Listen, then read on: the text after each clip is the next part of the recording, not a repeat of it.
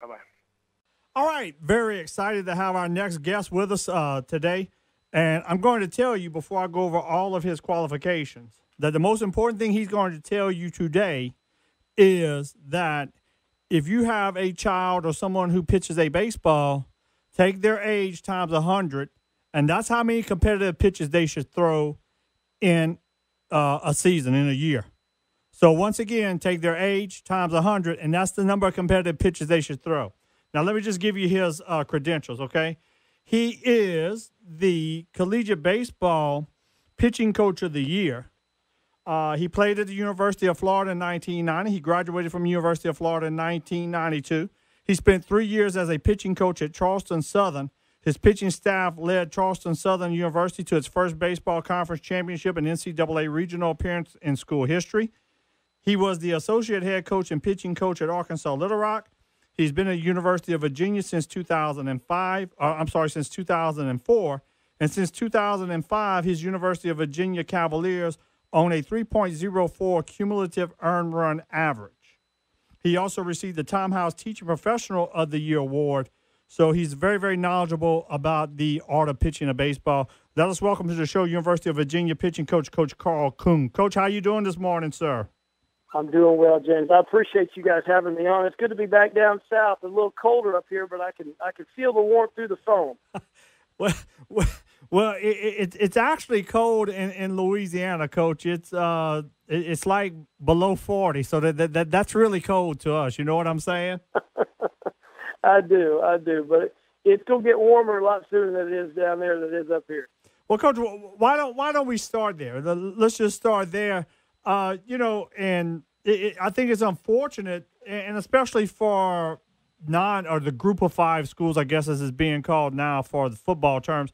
But what are your thoughts on the unfair advantage, say, that teams down south have over, say, teams like you're in Virginia, you're considered the South, but we're in the deep South, obviously. But what are your thoughts on the start of the season and injuries and things like that? I mean, because it's a lot harder to throw baseball when it's cold. Well, a couple things. First, I'll tell you a couple quick stories. The first one is there was a publication when we first got here called SEBaseball.com. SE, so SoutheastBaseball.com. Yes, it was a very good site. For the first year that we were at Virginia, we were not included in that. And it's kind of odd because Virginia Tech was included in it, and they're 3 hours south of us. It was very, very odd. And after our 2004 season, 2005 season, back-to-back regionals and hosting a regional in 2004, and then going again in 2005, in 2006, they started to include the University of Virginia in SE baseball. So I guess if you win enough, you're in the South. If you don't win yet, then you're still in the North. So I think we are in the South because we're below the Mason-Dixon line. I believe that we are. The second thing I'll tell you is, a great coach in Urban Meyer, who's at Ohio State. Just love listening to him talk. And basically the basic thing I was going to bring up with him is that there's no excuses. It doesn't really matter, the North or the South. We've been to Omaha, 3 times in the last 6 years, finished national runner-up last year. Indiana has been to the College World Series. Louisville's been to the College World Series. I really don't think that it hurts anything, except for possibly attendance as you begin the season. But it definitely doesn't hurt the development. There are some very talented coaches finding some incredible ways to coach and develop both position players and pitchers, and also take care of pitchers from the North. So I don't believe in excuses. I believe that, you're playing Major League Baseball and it's cold in October, and the Yankees or the Red Sox. I mean, it's not warm up there. So it doesn't matter where you come from. It just matters how you're developed. And I just don't believe the cold is an excuse. I'm a Florida boy too now. So that's saying something because I'm not too warm up here right now. No, that's exactly what I'm saying, Coach. Look, anything below 40 degrees is too cold for me. Agreed. But anyway, Coach, and let's talk about health, because that's one of the things and as I said, one of the things that I got out of the article in Collegiate Baseball about your philosophy, and I mentioned it at the first of the show, and I'm 100% opposed. I don't want to say 100%, but I'm very opposed to the overthrowing of athletes. I think that's where you see a lot of injuries. I've talked to Coach Robichaux a lot. I have him on my show each and every Saturday during the college baseball season, and then we'll be in year 15 this year. And, it's one of the things we talk about is the overuse of younger pitchers trying to maybe play Little League baseball and then play this select baseball. But one of the things that you do, you give your pitchers 100 pitches, and you don't care if they throw all 100 in the first inning or they go 7 or 8 innings, but you do stress age times 100 equals the number of competitive pitches that a person should throw. So a 12-year-old ought to throw 1,200 pitches. Talk a little bit about that and your thoughts on the health and how you maintain all that at the University of Virginia. Well, I can't take credit for that equation. Excuse me. That is something that has come from two sources. Dr. James Andrews, who is the foremost name in repairing all of our throwers and strikers, and the ASMI, and then also the NPA, the National Pitching Association, with Tom House. So those numbers are a combination of way more intelligent people than I am, and way above my pay grade. So I am just following the lead on what these people have come up with, that A, have to prepare the elite athletes, and B, have to repair the elite athletes in Dr. Andrews. So I've known Coach Robe for a very long time, and I believe that he will concur. Any coach that's any good is not a great coach first. He's a hell of a thief. And I believe that if you have all the answers, people should run away from you, because you have to take information from the best that are out there. And I am not the best that is out there in any of these phases. So I think in order to be the best, you have to take the best information from those areas that go into your job description. And those are that's one thing that definitely goes into our job description, which is keeping pitchers healthy. So it's 100 times your age is a very good barometer. And that goes all the way, from Little League all the way on up to my guys and past that. The second thing that's a very good barometer is 72 pitches. You get 72 hours rest, minimum rest, where you don't touch the mound again competitively. But that doesn't mean that you don't throw. It just means that you don't pitch again competitively. So it's 100 pitches times your age, and 72 pitches, 72 hours rest minimum that you don't compete again. Then you have to look at the athlete and his functional strength, and you can add or subtract to that based on how he is physically and where he fits in that functional strength equation. Just because he's big, burly, 14 years old, and has a beard doesn't mean he's functionally strong. You could have Pedro Martinez that could be just as strong, if not stronger, than Mark McGwire with functional strength, such as like a pull-up. Pedro Martinez could do more pull-ups because he weighs less than Mark McGwire, and it would take more strength for Mark McGwire to pull him up there. So you have to look at your athlete, and you have to decide, is he functionally strong or not functionally strong? If he is, if he is strong, then you can add a little bit to it. If he's not, then you have to back him off. So there is no cookie cut. There is no set equation to it. It's a great barometer, and it still allows you to be coached because you have to look at your players and kind of deduce where they are. And I know, Coach, that you all, once the season starts, you all don't do any mound work with your pitchers unless it's game day. You do everything off of flat ground. Is that not correct? That's correct. So this is my 23rd year of being a pitching coach, and we have not thrown a bullpen in 23 years. And you were kind enough to say some very nice things about me before I came on your show regarding our numbers. Everywhere we've been, we've pitched.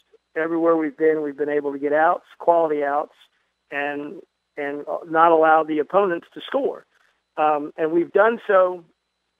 If we had this interview 2 years ago, I would be able to tell you 21 years of being a pitching coach, I have not had an arm injury in 21 years. In 23, I've had 2. And the 2 that I had were 2 years ago, and they were both kind of pre-existing bone spurs and situations from high school. And if you have bone spurs, it's basically a matter of time before your UCL kind of goes out in your elbow, because it's just kind of rubbing and nicking on that rubber band in there, and it just keeps fraying it, and then it just pops. So we kept our guys. They were both juniors. We kept them healthy for 3 years, and they popped. So basically 23 years I've had 2 arm injuries, and that's a lot of pitchers in 23 years. So, again, it's got nothing to do with me. I'm just a conduit and an information base for our pitchers, and basically 90% of what we do comes from the NPA and their protocol. So I'm very proud to say that, and I'm very proud to call those people my friends as well. Now, the NPA, you're talking about Tom House? Yes, he's the one who founded it, and now he's got a lot of cronies like me that are underneath him. But more importantly, it's not just practical coaches or guys with opinions. I mean, he's got physicians, he's got medical background that are backing him up, not just in the repairing phase, like with Dr. Yoakum or Dr. Fleissig or Dr. Andrews, but in the preparing phase with all the people that he's got. And you're welcome to go look on his website. But I mean, it's not just him, and I totally believe there's strength in numbers. And if you just listen to one man, I think you're missing out on a whole bunch of others. So he's got strength in numbers behind him, and his information and his research is just, it's the best out there. It is. Well, and no, it certainly is very good, but you incorporate a lot of what he does into what you do. You talk about strength and flexibility. You guys do over 60 different exercises. Tell me about throwing the football, because you always throw the football. Tell me how that helps a pitcher. Well, I mean, it was basic. A long time ago, Nolan Ryan was throwing a football, and basically it's impossible to throw a football incorrectly and still get a spiral. That's basically the premise. And so in order to throw one, you had to do it right in order to make it spiral. The second thing is now it's an overload underload situation where you got a 13-ounce object, and then you pick up a 5-ounce object. So anyone who says that it doesn't help you really should go back and kind of look at what the hitters do on deck. I mean, they put weights on top of their bats, and they take the weights off their bats, and then they swing it, and the bat feels lighter. I mean, it's basically no different. So there's 2 reasons for it. To throw it correctly, biomechanically, you've got to be able to throw a spiral if you throw it right. And then secondly, it's an overload-underload principle with the football and the baseball. And ladies and gentlemen, we are visiting with Coach Karl Kuhn. He is the pitching coach for University of Virginia. He has won the award, the pitching coach of the year, from sponsored by Edge. It's Collegiate Baseball's 2014 pitching coach of the year. He has a lot of good information on the art of pitching. Coach, let's talk about, and this is one of the things that I try to stress to a lot of people. You can throw it 100 miles an hour, but if you can't command it, it doesn't do you a lot of good. So you all talk about, location wins over velocity. Talk a little bit about that thought process in your pitching system. Well, I mean, Greg Maddux said it a long time ago when he was pitching. The tighter the situation I get in, the more I try to locate and not try to throw as hard. And we try to command the baseball. And back when I was at Charleston Southern, and I was at Arkansas Little Rock, obviously you have great kids, but you don't have as much great talent. You may have 2 or 3, but you're not going to have as much great talent as the bigger schools. So I've always built my career on skill work and out skilling and out toughening our opponent. So we've always gone with the adage: if you're short on talent, you better be long on skill. And we tried to do that, and we've done a very good job with that. And then when you get to the University of Virginias or the LSUs of the world, and you get to these places that you can attract such great talent, I think if you live by that adage and you live by what had gotten me there, now you have the talent, but now you develop long on talent, long on skill, and I think you become elite. And I'm hopeful that that's what we have done, A, through my career, and B, now at the University of Virginia. We've taken kids that are very talented and made them long on skill, and not just have them rest on their laurels as to what they think their talent is, and force them to be long on skill and to be accountable for that as well every day. And I just think that wins out. That wins out in the end, and we've had a pretty good run with it. And, you know, Coach, you talked about being competitive. That's one of the things me and Coach Robichaux talk about all the time. And he talked about his team last year. Obviously, they had an excellent season, one of the best years ever in the history of the university. But he talked about how they had to go back and they had to reteach because it's not being taught underneath them the art of being competitive. And you all are, everything you do is a competitive situation. And you say perfect practice makes perfect, and perfect practice makes habit. Talk about how everything you all do is a competitive situation and your thoughts on perfect practice. Well, I couldn't agree with Coach Robe more. Obviously, you know, we're going to speak about my relationship with him and my thoughts on him at some point in the show, but he's absolutely right. I mean, you know, I think that lends more towards the travel ball scenario and kind of where that has gone away from the high school level, because you basically, you're paying to play in travel ball, and you show up and you throw your 2 or 3 innings and you just basically leave and you vacate the team. And there's not a team camaraderie, and there's not a, you know, you're not really getting evaluated on being a good teammate, which I try to do as much as I can in the recruiting process. So I couldn't agree with Coach Robe more about that. It's a very, very delicate and difficult situation, and travel ball's here to stay. It's not going anywhere. So if you find some things that change, whether you like or dislike, that's not for me to say, and it really has no bearing on the conversation.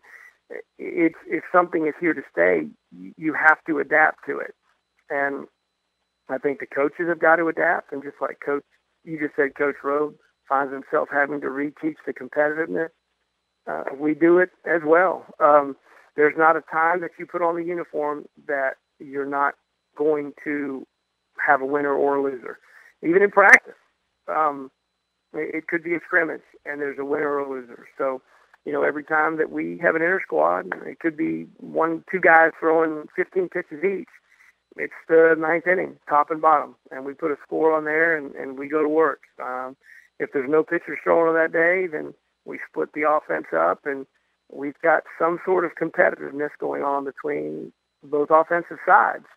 There's 1,000,001 ways to create a competitive environment, and that's why they call us coach, to be creative and to create that competitive environment.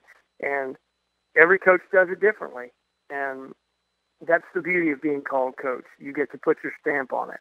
And I just think that it doesn't matter how you do it. It just matters that you do it. Because I've got a very dear friend. He was at Mississippi State, and now he's at University of Memphis, named Russ McNichol. And he called it a long time ago. He called it the Nintendo age. And I said, "What are you talking about, Russ?" And he, are you talking about like the kids sitting on their bottoms and, you know, they're really good with eye-hand coordination, you know, because they're playing the video games all the time? And he's like, "No, it's the Nintendo age, because these kids play games and they get in the middle of the game and they're not doing as well as they want to or reaching the level of the game that they want to, and they don't like the way it's going, and they just push reset instead of finishing it out and actually having to compete through it and try to get through the tough spots to move forward. They just push reset and they start all over." And that doesn't in any way come close to resembling life or baseball or anything for that matter. So we need to reteach competitiveness and handling and dealing with failure and getting up and responding. And if that's what we have to do now as coaches, and that's our marker or our niche, then it is what it is. Coaching has changed too. College baseball's changed. But we do everything competitive as much as we can. And one of the things that you require of your pitchers, Coach, require of your pitchers is that all of them throw 66% strikes with every pitch they have. And you know, a lot of times, at least I hope in my mind that, you know, younger or coaches that maybe coach at the younger level are listening. And, you know, one of the things I want to stress is that you stress, you know, command. You don't have to throw it, you know, 95 miles an hour at the little league level. As long as you throw, if you can command the pitch and throw inside, out, up, down, then, you know, that's what it is. And, you know, you asked your guys to throw 66% strikes. How well do you get that? What kind of results do you get there, Coach? You must be doing pretty good. You got a 3.05 ERA in the last, 10, 12 years, so you must be doing pretty good at it. Well, I appreciate that, and I've got some good horses, you know, and good horses make the wagon go a lot faster, make the jockey look like he's doing a lot better job. But I've got some good horses. But nevertheless, we do stress command. I think what's important, James, is we get so concerned with demanding that the young men do this or throw a strike or throw this pitch right here, right now for a strike, and not really understand what goes into it. So the mathematics and the science of it really kind of, if you know it and you take it in, it makes you a little bit more understanding as to why the pitch may not be where you want it to be. And then you can kind of address the deficiencies that therein lies. So the first thing we know is when you come down a mound, you're coming down a mound with 6 times body weight than if you're on flat ground with 2 times body weight. So that we know. We know that at release of a baseball, the baseball weighs 47 pounds. Whether a 10-year-old throws it, I throw it, or whatever. It doesn't matter. It weighs 47 pounds.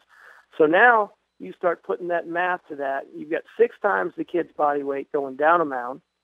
You got the stresses that go on the shoulder and the elbow to hold that thing together, and you're basically shot putting a 47-pound dumbbell, and then you want to dot a gnat's ass in a snowstorm with it.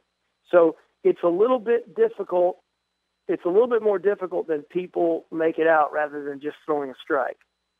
So then you get into the 100 pitches times their age, and you look at Johnny, who's 12, and how many times are you going to ask him to throw a 47-pound dumbbell and put it right where you want to put it? Now you start getting a little bit more forgiving, and then you start looking at the pitch counts and go, okay, I really do need to back this off because the young man's Gumby, he looks like a fungo bat with ears. He can't really hold himself up, let alone put a 47-pound dumbbell where we want it 100 times. So that's the physics of it. That's the math of it. I think if you truly understand that, you can be a little bit more understanding of why we need to look at the pitch counts and then also cut Johnny's time on the mound down. No, that makes perfect sense. I mean, but now you work with your pitchers and you make them throw it over and over and over again until they get 66%. I mean, at the college level, how realistic is that, Coach, that they're able to throw it at 66% strikes? Well, I mean, it is what it is. Remember, I go back to our creed and our motto, which is if you're short on talent, you need to be long on skill. And now we're long on talent, and we're going to try to be long on skill. So we don't have a worse pitch. We don't have a fourth pitch. We have a 1A, a 1B, a 1C, and a 1D. And I believe in taking the elephant out of the bag and putting them in the room. And if your changeup is the worst thing in your arsenal, then we're going to throw it the most in the fall. And it's going to be our chemistry lab, and we're going to decide what grip we need to use, where we need to throw it, in what counts we need to throw it, how we need to throw it, and where we need to show it. And there's no sense in ignoring it, because if you ignore something, it's going to rear its ugly head and pop up at the worst possible time, and you're going to end up making a deal with God or the devil that it can be a strike.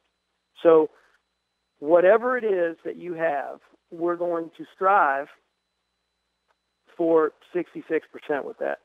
I mean, is that a real number? I mean, for some people it is. For some people it's not, James. I mean, I got to be honest with you. But it's something that we put out there, and it's something that is a goal that is attainable. The reason why we do that, and it could be 62%, it could be 60%, but I want it all the way across the board.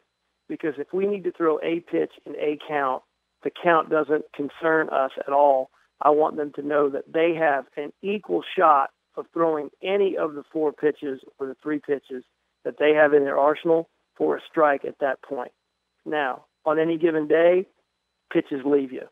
In any given inning, pitches leave you. Obviously, that wouldn't be the pitch that we would throw if it has left us in that game or not found in that inning. But over the long haul, those are the numbers that we're trying to get to, for sure. And one of the things that you do, Coach, through all the training is you want them through all their training, and then you want them to show no emotion. You know, just, hey, you want to stay on one level the whole time. Talk about your thought process on teaching your pitchers not to show emotion, because in the article in Collegiate Baseball you talked about keep showing a lot of emotion, you're burning a lot of energy. So talk about your thought process on showing no emotion, how vital that is to your pitching system. Yeah, well, emotion is an energy drainer. You know, too high and too low, it can definitely drain you. We have a saying with our pitchers that emotion is for the end. You know, and it could be for the end of your inning, it could be for the end of your outing, it could be for the end of the game. It doesn't really matter. I mean, if you know you're a starter, you're going out there and this is your last inning, or I come to the mound in the 6th and I said, look, this is your last batter. You know, I'm just giving you a breather. You know, let's go get them. If you leave the runner standing at 2nd and 3rd, it's okay for you to show emotion because you're done. I just don't want them to show emotion in the 1st or the 2nd or, you know, something like that, because you get on that yo-yo train and it gets very tiring very, very quickly. So we have a saying with emotion. Emotion is for the end. And usually emotion leads to commotion. So we try to keep that for the end of the game, for the end of your outing, for the end of your inning, whichever one that may be. I don't want them to be robots.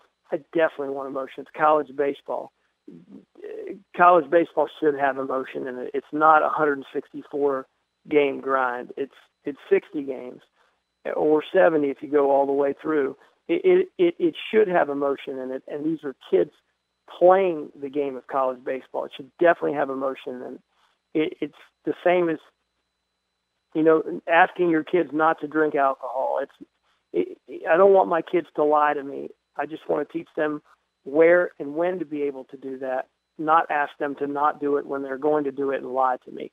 So I want our kids to be able to show emotion, but most of the time in the right way and at the right place and time. And ladies and gentlemen, we are visiting with Coach Karl Kuhn. He is the pitching coach at the University of Virginia. He's been nice enough to visit with us. Coach, let's talk about the transition from high school to college. One of the things that you talked about is, you know, when you're in high school, a lot of times you can get by on just throwing it up there about 88, 89, 90, 91. You've never been schemed against. You know, if you're a left-hander and you got a high leg kick, well, if you strike everybody out or get everybody out, you're not schemed against. But the athletes get so much better in college, and there's so much more information going around. Talk about the transition between high school and college ball for the players. I think every college coach would agree that the hardest thing, I think, for the high school guys to catch up to is the speed of the game. I think the game is faster. It happens faster. You have to make decisions faster. So the speed of the game, I think, is very difficult. You know, then you mentioned, you know, being schemed against. It's you're on the mound and you're basically an 18 to 21-year-old young man going up against the third base coach, who could be Coach Mike Martin with, you know, 9,000 wins and 40 years of experience, and you got Coach Maneri with a national championship, and you got Coach Robe who's got grandpa wisdom, and it's not fair to have that 18 to 21-year-old kid not have any help when he's getting schemed against by basically a professional, an adult who's a professional and who's very good at his craft. So it takes a lot of, I guess, a lot of time and And it takes a lot of kind of cramming it in there that to the high school kids, say, this is going to happen, and we need you to listen to us because we know what we're talking about. Now, there's a couple schools of thought out there. You can let the kid fail first, and then he's definitely going to come to you, and now he's going to listen. I've always taken the proactive approach. I want them to I want to make them believe and trust me that I know what is best, and that comes during the fall and also during the spring with these things occurring during a game that I told you they would happen, and we've been prepared for it, and this is why we were successful, whether it was in the scrimmage or not. And I just don't believe in waiting until a young man fails or have a hard time, because some of these kids today, I mean, they got a lot of pride and they're hard-headed, and maybe one time doesn't do it. And we're getting graded on wins and losses, and everyone wants to win championships. Meanwhile, we've got a young man who's kind of taking a little bit longer to learn. So I just like to take the proactive approach, and I try to convince our guys and make them believe in me that our coaches know what we're talking about, and that's the reason why you chose the University of X or Virginia in our instance. And you believe us. You got to believe your coaches. You got to believe, and you got to trust your coaches that they want you to be successful, because we want to win. And there's no way I just find it so difficult to believe that a coach would want to take you down the wrong road and have you fail, just to prove a point. I find that very difficult. I just would rather spend my time earning the young man's trust and trying to show him that this is going to happen. If you do this, you're going to get that. And so that's kind of the way that I coach, and that's the way that I want to approach it with our players, or at least our pitchers. Yeah. No, you don't want them to learn in the bottom of the ninth down there in Florida. Say it all of a sudden you got a 4-run lead that shrunk to 1 run. They got that tomahawk chop going, bases loaded, nobody out. That's probably not the best time to learn as a coach. Well, Dick Howser Stadium has chewed up a lot of pitchers over the years, buddy, and spit them out. And it's a tough place to play. And so is Ole Miss, and so is LSU. I mean, I was fortunate enough to play at Florida and go around the tour of the SEC. And as a coach now, at Virginia, we've played in some SEC venues again. But the ACC is just as volatile. It really is. Clemson's fans want Clemson to go to Omaha and win every game. Same with Florida State. It's a volatile league. Probably not as volatile as the SEC, but it definitely has their fanfare. Coach, when you played at the University of Florida, was Howard the third base coach? Yeah, he sure was. Okay, yeah, no, because I used to sit in the left field. I used to live in Baton Rouge, and I sat in the left field bleachers, and they wore him out pretty good on Howard the Duck, and I just realized that you might have played right in that time. It was, I tell you what, I know he's not listening, so I'll be glad to tell a quick one. There was a rainout when I played at Florida, and for your listeners who don't know, Dave Howard is very, very short, and the assistant at the time at Florida State was Chip Baker, and he is very, very short. And we had a rainout, and one of the players at FSU went and came through the tunnel and got a pair of our cleats and one of our hats, and said he would bring it back to us when he was done. And it was a TV game, and they went and got 2 newspapers and rolled them up and stuck them between the Florida State spikes and stuck them between the Florida spikes. Put the Florida hat on one, put the Florida State hat on the other, and then put a name tag on top, Dave Howard and Chip Baker. That's how short they were. It was very funny. Yeah. I remember Howard, and they used to work him over pretty good over there in the left field bleachers in Baton Rouge. Coach, before we let you go, and just a couple more, and I thank you for taking so much time to be with us tonight. But today, I should say, Coach, tell me what the towel drill is, because you got made fun of doing the towel drill. So tell me what that is. Oh, I've been that's been something that we've done for like I said, 23 years. I've had people tell me, coaches tell me, bosses tell me that, the day we throw the towel, the day after Doubleday gets out of his grave and changes the game of baseball, towels go to home plate instead of baseballs. But basically what it is it's a hand towel that is free in every hotel in America if you choose to take it.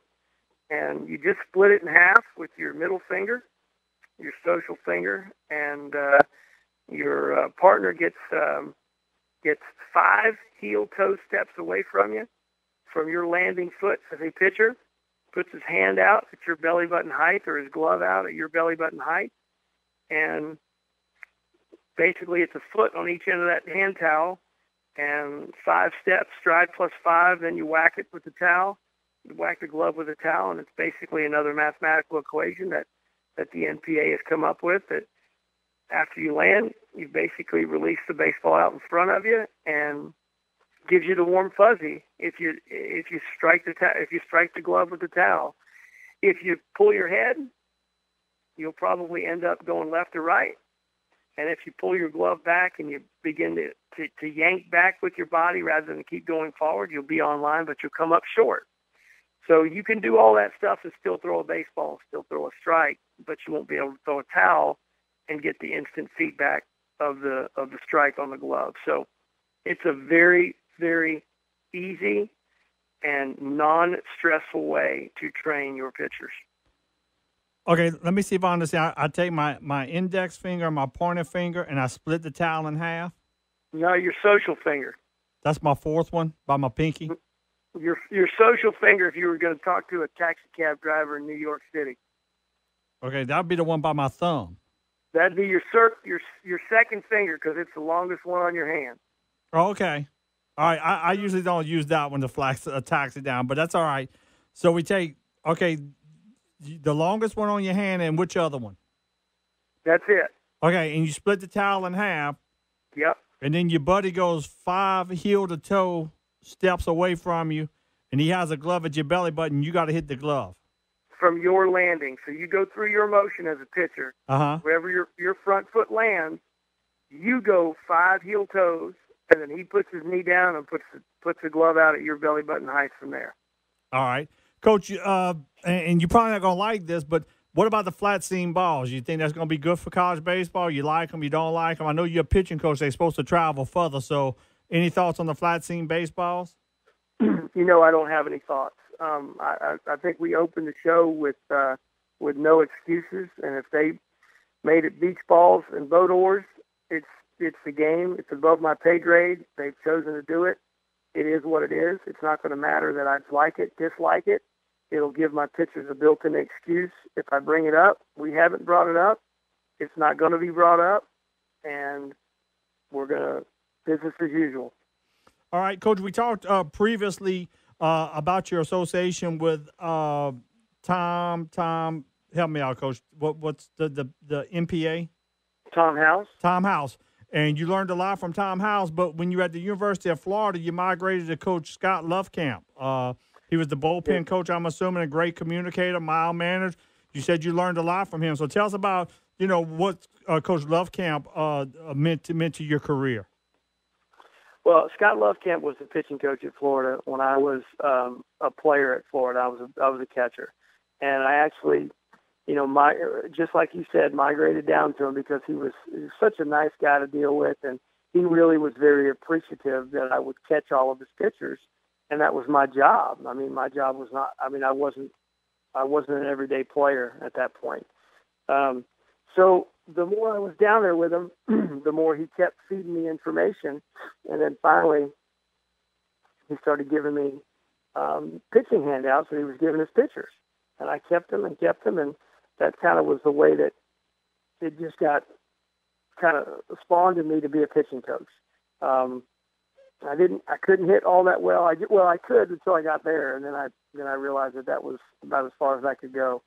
And I always loved calling a game. I always loved being a catcher because you're kind of in charge of the game. And if they don't score, they don't win. So that was just a natural fit for me and my personality.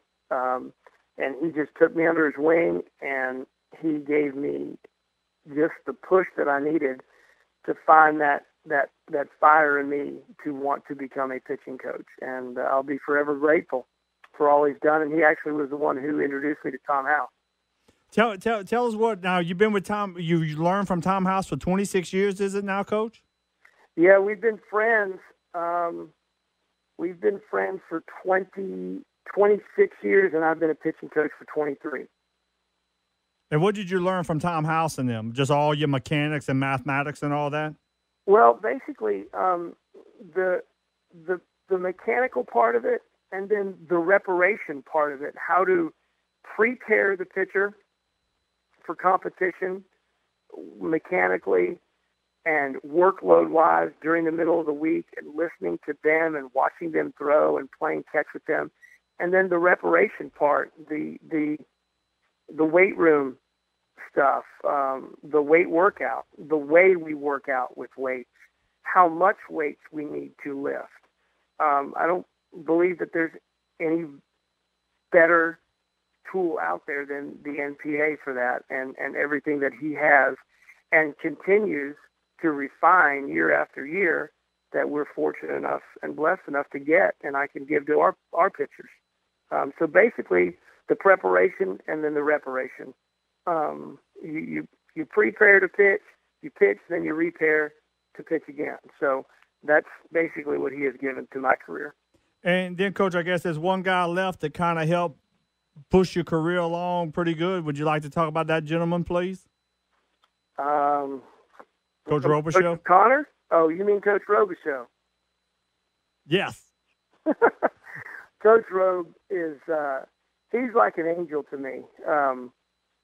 We met when I was at Arkansas Little Rock, and we were in the Sun Belt, and he was just an absolute godsend. This guy came in. They were undefeated. They were third in the nation the year they went to Omaha, and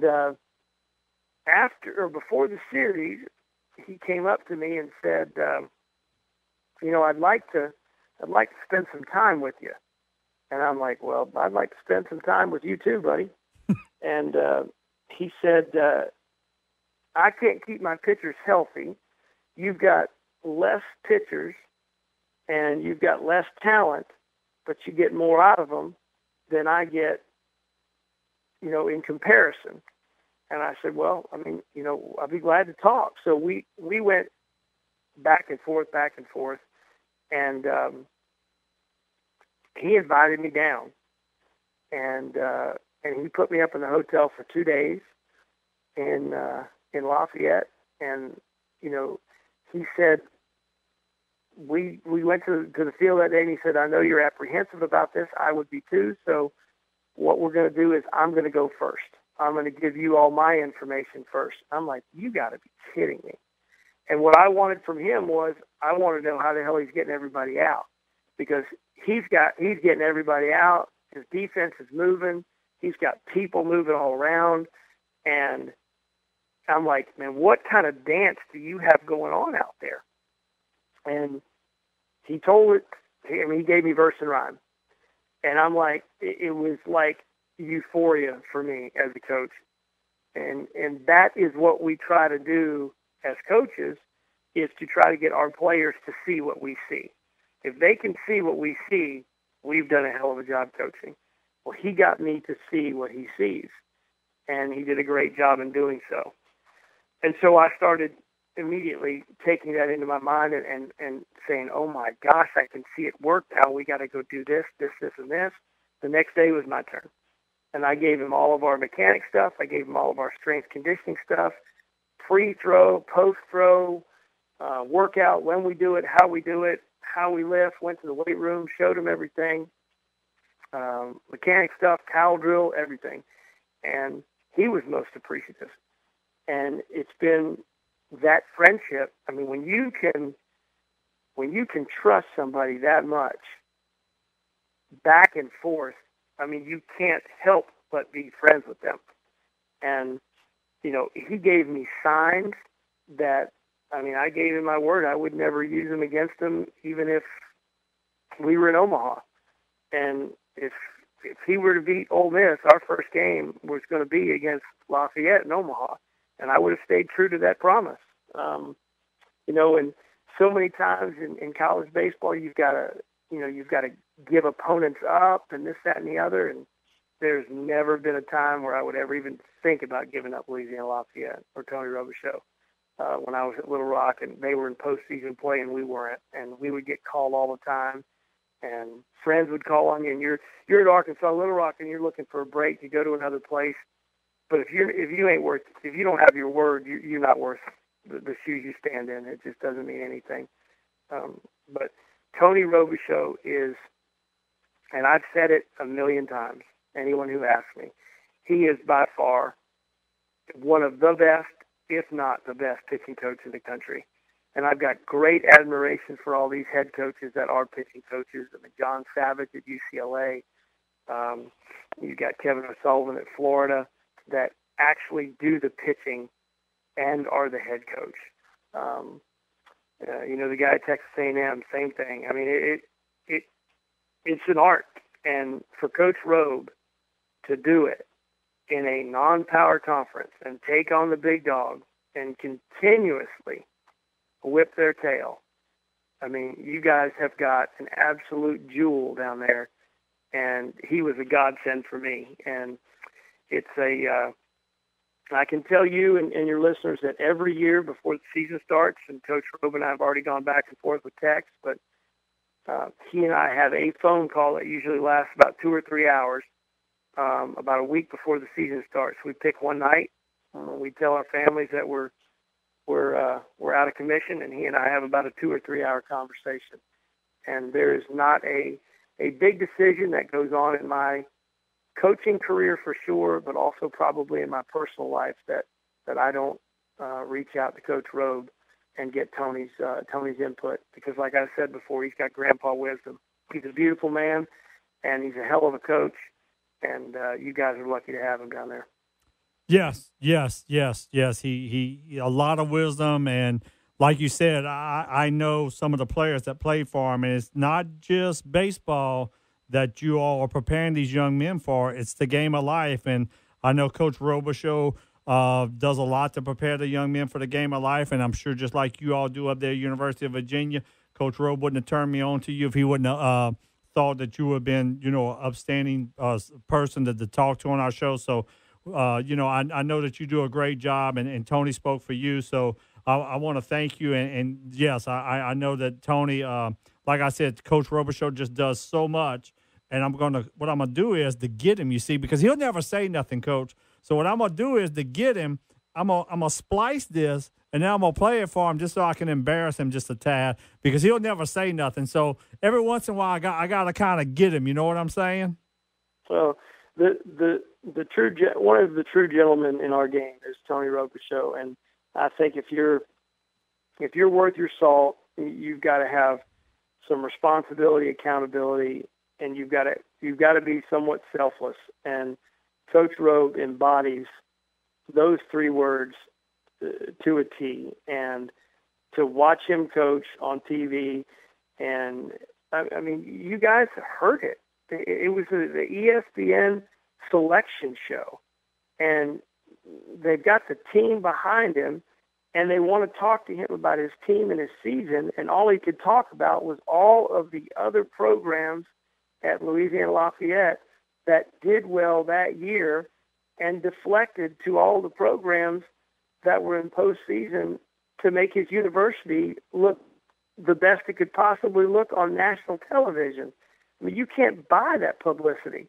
And at that moment, that man chose to talk about everybody else other than his kids and his team, where he could have just tooted his own horn. I mean, you have to take that under consideration, and just, it takes a very special man to deflect like that, and he truly is. Well, Coach, I can't thank you enough for taking this amount of time to be with us. Coach Robe told me it'd be a very good interview, and it was a great interview. I thank you so much. We want to wish the University of Virginia the best of luck. Now, if you run into the Ragin Cajuns, we got to kind of pull against you. But outside of that, we want to wish you the best of luck. And, thank you so much for taking the time to be with us today. Thanks, James. I appreciate it. You keep Coach Robe well down there, and you keep treating him the right way. And we come down that way. I don't mind you rooting against us. Just cook us some good food. We come down there, okay? One thing about it, Coach Robe, make sure you eat good, if nothing else. No question. No doubt about it, buddy. Best to you guys and best to Louisiana Lafayette and Coach Robe and his coaching staff and his players this year as well. All right. Thank you, Coach.